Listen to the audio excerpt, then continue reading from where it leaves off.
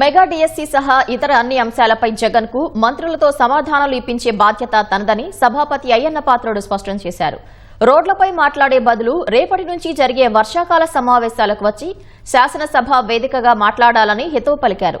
అర్హత లేకుండా ప్రతిపక్ష హోదా ఎలా ఇవ్వగలనని అయ్యన్న పాత్రుడు అన్నారు. చెప్తున్నాను, ఈవేళ అసెంబ్లీ అన్నది అన్ని పార్టీ వాళ్ళకి సమానమే, ఒక పార్టీకి రెండు పార్టీలకు కాదు. జగన్మోహన్ రెడ్డి గారు కానీ వాళ్ళ పార్టీ వాళ్ళు కానీ వాళ్ళు చూస్తున్నాం బయటనే మాట్లాడుతున్నారు మన ఎగ్జామ్స్ గురించి కానీ ఇవన్నీ కూడా.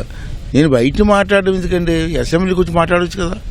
రండి జగన్మోహన్ రెడ్డి గారు, అసెంబ్లీకి వచ్చి మీరు అడగవలసిన ఏదో అసెంబ్లీలో అడిగితే దానికి సంబంధించిన రిప్లై గవర్నమెంట్ ఇస్తుంది, మీకు మంత్రులు ఇస్తారు. మీరు ఎక్కడో రోడ్డు మీద మాట్లాడి సమాధానం చెప్పమంటే ఎలా చెప్తారు? అసెంబ్లీ వేదిక ఉంది, మీరు ఎమ్మెల్యేలు 11 మంది ఎమ్మెల్యేలు ఉన్నారు. 11 మంది ఎమ్మెల్యేలు అసెంబ్లీకి వచ్చి మీకు ఏమైనా డౌట్స్ ఉంటే అడగండి.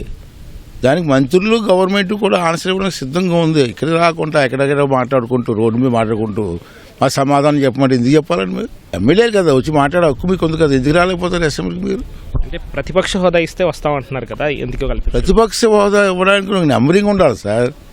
ప్రతిసారి ప్రతిపక్ష హోదా ఎలాగిస్తాను నేను? దానికి ఒక నెంబరింగ్ ఉంటుంది. మరి లాస్ట్ టైం చంద్రబాబు నాయుడు గారికి 23, 24 గెలిచారు. అప్పుడు ఏమన్నాడు అతను?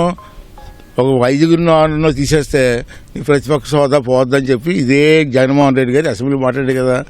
మరి నీకు 11 పెట్టుకుని ప్రతిపక్ష హోదా ఎలాగిస్తాను?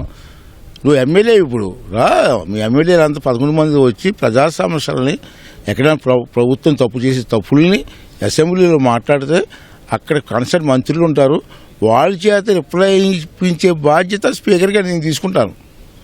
రా అసెంబ్లీకి రా, వద్దని ఎవరన్నారు?